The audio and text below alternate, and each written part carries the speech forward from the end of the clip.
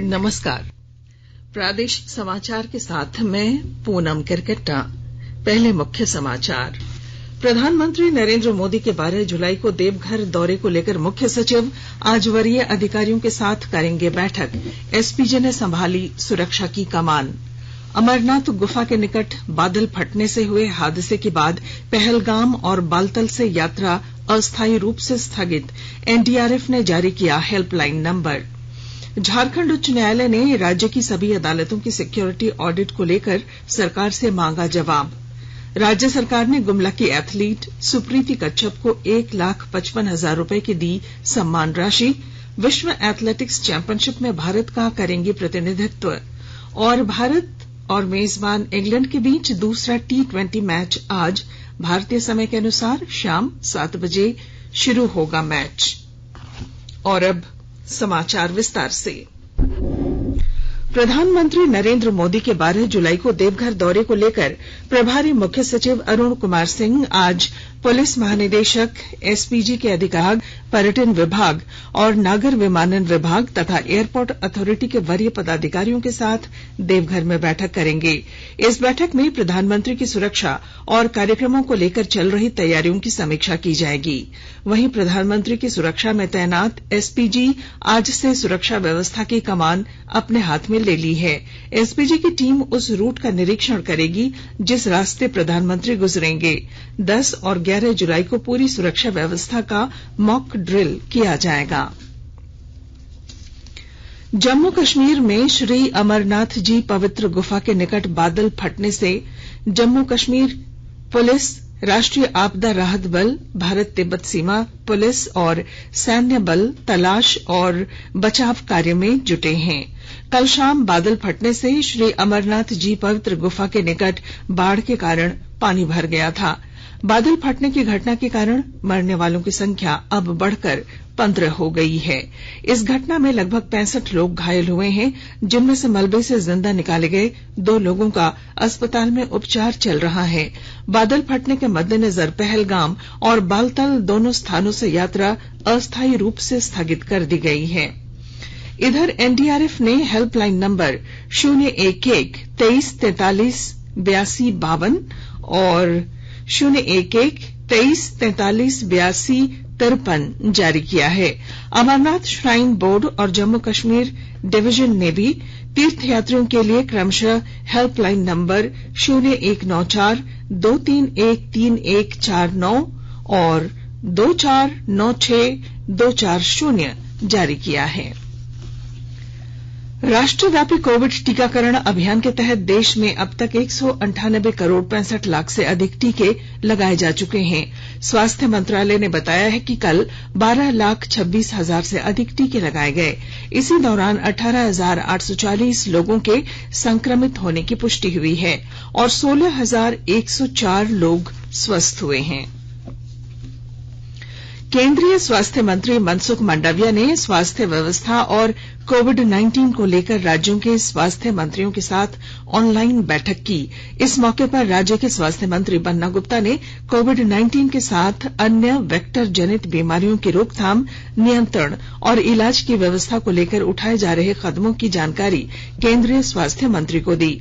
उन्होंने बताया कि 2030 तक मलेरिया उन्मूलन का लक्ष्य रखा गया है। केंद्रीय स्वास्थ्य मंत्री ने राज्य सरकार द्वारा स्वास्थ्य के क्षेत्र में किए जा रहे प्रयासों की सराहना की। रांची जिले में कोरोना से जान गंवाने वाले 1042 लोगों के आश्रितों को मुआवजे का भुगतान किया जा चुका है। उपायुक्त ने कोविड-19 के मृतक को मुआवजा भुगतान से संबंधित बैठक में यह जानकारी दी। उन्होंने बताया कि इन सभी को राज्य सरकार द्वारा निर्धारित 50,000 रुपए मुआवजे के तौर पर दिए गए हैं। वहीं लंबित मामले के शीघ्र निपटारे की पहल की जा रही है। रांची में कोविड-19 से 1,607 लोगों की मौत हुई है।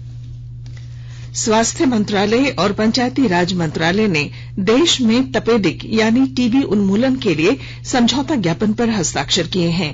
पंचायती राज मंत्रालय की ओर से आर्थिक सलाहकार डॉ विजय कुमार बेहरा और स्वास्थ्य मंत्रालय की ओर से संयुक्त सचिव डॉ पी अशोक राजू ने समझौते पर हस्ताक्षर किए। इस समझौते से 2025 तक देश से टीबी उन्मूलन का प्रधानमंत्री का लक्ष्य पूरा करने के लिए अंतर मंत्रालय सहयोग और रणनीतिक भागीदारी बढ़ेगी। प्रवर्तन निदेशालय ईडी ने मुख्यमंत्री हेमंत सोरेन के विधायक प्रतिनिधि पंकज मिश्रा और उनके 13 सहयोगियों के कई ठिकानों पर कल घंटों छापेमारी की। टेंडर मैनेज करके अवैध खनन और मनी लॉन्ड्रिंग को लेकर हुई छापेमारी में लगभग 3 करोड़ रुपए नगद समेत कारोबार से जुड़े कई अहम दस्तावेज ईडी की टीम को मिले हैं।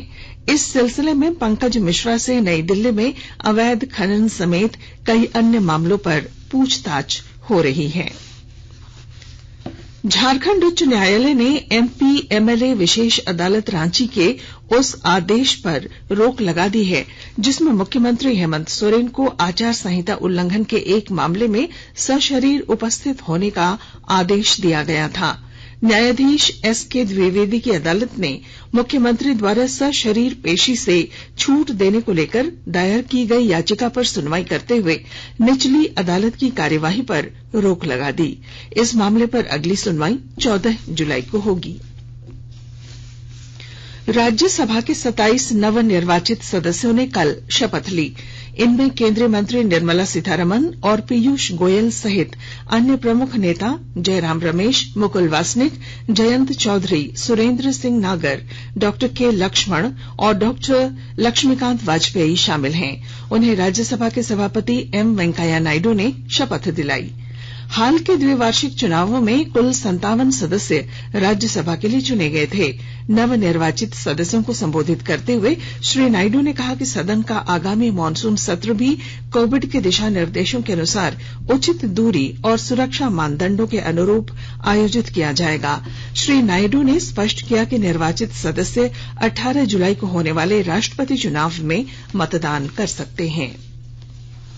प्रधानमंत्री नरेंद्र मोदी कल वीडियो कॉन्फ्रेंसिंग के माध्यम से प्राकृतिक खेती सम्मेलन को संबोधित करेंगे। इसका आयोजन गुजरात के सूरत में किया जा रहा है। इसमें हजारों किसान भाग लेंगे।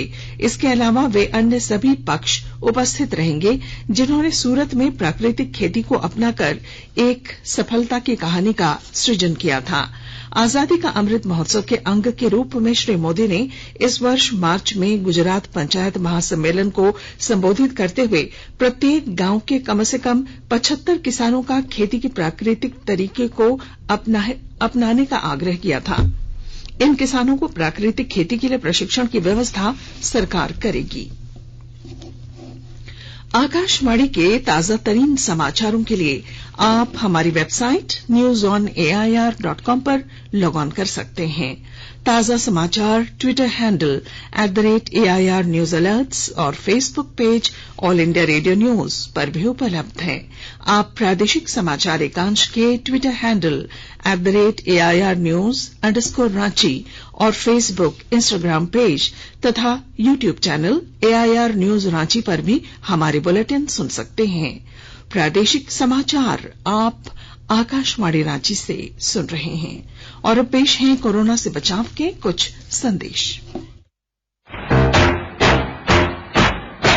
चलो मिलकर एक शुरुआत करें, चलो एक फैसला आज करें, मास्क नहीं तो टोकेंगे, कोरोना को रोकेंगे, चलो एक वादा करते हैं, चलो एक वादा करते हैं, मास्क नहीं तो टोकेंगे, कोरोना को रोकेंगे।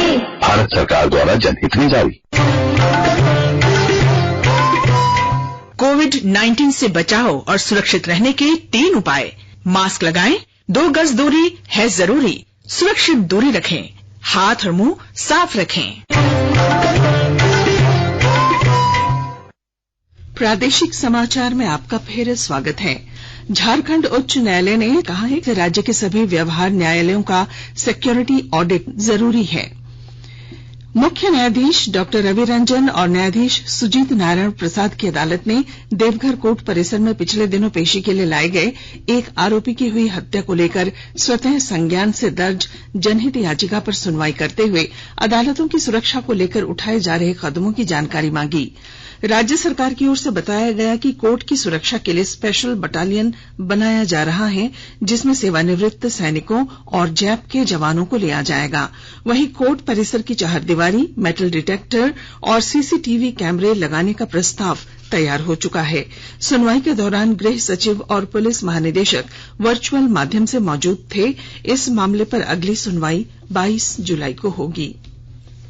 सूचना और प्रसारण मंत्री अनुराग ठाकुर ने कहा है कि भारतीय अंतर्राष्ट्रीय फिल्म महोत्सव का उद्देश्य फिल्म उद्योग को बढ़ावा देना और भारत की सृजनात्मक अर्थव्यवस्था को मजबूत बनाना है। वे कल फिल्मोत्सव की संचालन समिति की बैठक को संबोधित कर रहे थे। 53वां फिल्मोत्सव इस वर्ष 20 से 28 नवंबर तक गोवा में आयोजित होगा। श्री ठाकुर ने कहा कि सृजनात्मक अर्थव्यवस्था में मीडिया और मनोरंजन क्षेत्र में नए उद्यमियों को स्थापित करने की क्षमता है। इसमें भारत को विश्व का प्रमुख फिल्म निर्माण केंद्र बनाने में मदद मिलेगी। बोकारो में जिला साख समिति की बैठक में स्टार्टअप शुरू करने के इच्छुक युवाओं को सहयोग करने के लिए बैंकों को आगे आने पर जोर दिया गया। विस्तृत ब्यौरा दे रहे हैं हमारे संवाददाता।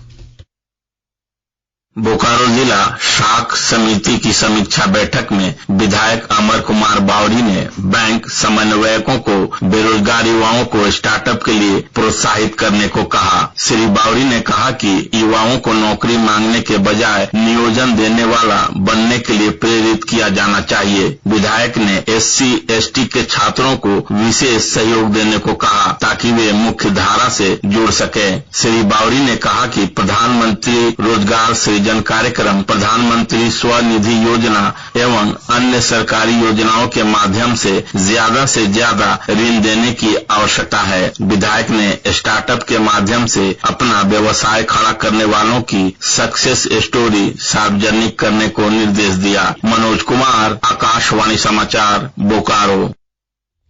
रांची के ठाकुरगांव थाना क्षेत्र से 7 जुलाई को 2 व्यक्तियों को फुरत के लिए अगवा किए जाने के मामले का खुलासा कर लिया गया है।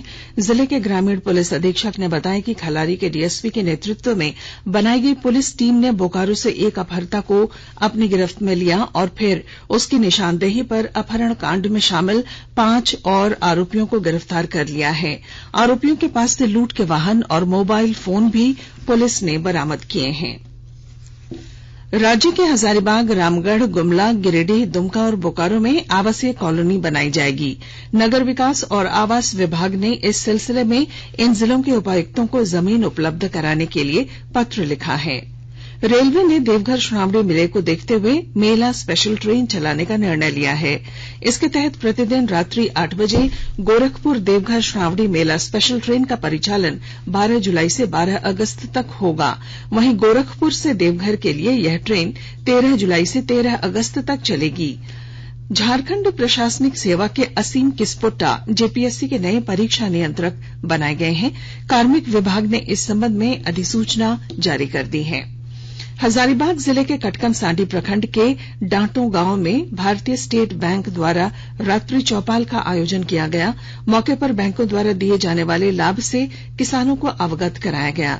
बैंक द्वारा सीएसआर के तहत सरकारी विद्यालयों को पंखे और पंचायत भवन को कंप्यूटर सौंपा गया।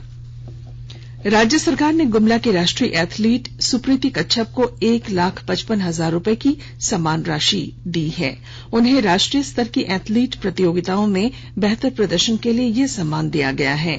सुप्रीति अगले महीने 2 से 7 अगस्त तक कोलंबिया में आयोजित वर्ल्ड एथलेटिक्स चैंपियनशिप में भारत का प्रतिनिधित्व करेंगी। इससे पहले केरल के कोझिकोड में 25वीं राष्ट्रीय federation cup senior athletics championship में उसने शानदार प्रदर्शन किया था। सुप्रीति राष्ट्रीय स्तर की कई प्रतियोगिताओं में झारखंड के लिए कई पदक जीत चुकी हैं। क्रिकेट। भारत और मेजबान इंग्लैंड के बीच 3 2020 मैचों की सीरीज का दूसरा मैच आज बर्मिंघम में खेला जाएगा। भारतीय समय के अनुसार यह मैच शाम 7 बजे होगा। मैच में पूर्व कप्तान विराट कोहली के खेलने की संभावना है। उन्हें पहले मैच में आराम दिया गया था।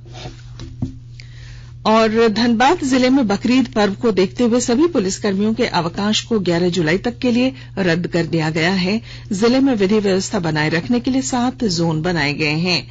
कतरास, धनबाद, चिरकुंडा, तोपचांची, झरिया, गोविंदपुर और टुंडी जोन में जोनल दंडाधिकारी के नेतृत्व में जवानों को तैनात किया जा रहा है। और अब बुलेटिन के आखिर में मुख्य समाचार। प्रधानमंत्री नरेंद्र मोदी के 12 जुलाई को देवघर दौरे को लेकर मुख्य सचिव आज वरीय अधिकारियों के साथ करेंगे बैठक। एसपीजी ने संभाली सुरक्षा की कमान। अमरनाथ गुफा के निकट बादल फटने से हुए हादसे के बाद पहलगाम और बालतल से यात्रा अस्थायी रूप से स्थगित। एनडीआरएफ ने जारी किया हेल्पलाइन नंबर। झारखंड उच्च न्यायालय ने राज्य की सभी अदालतों की सिक्योरिटी ऑडिट को लेकर सरकार से मांगा जवाब। राज्य सरकार ने गुमला की एथलीट सुप्रीति कच्छप को 1,55,000 रुपए की दी सम्मान राशि। विश्व एथलेटिक्स चैंपियनशिप में भारत का करेंगी प्रतिनिधित्व।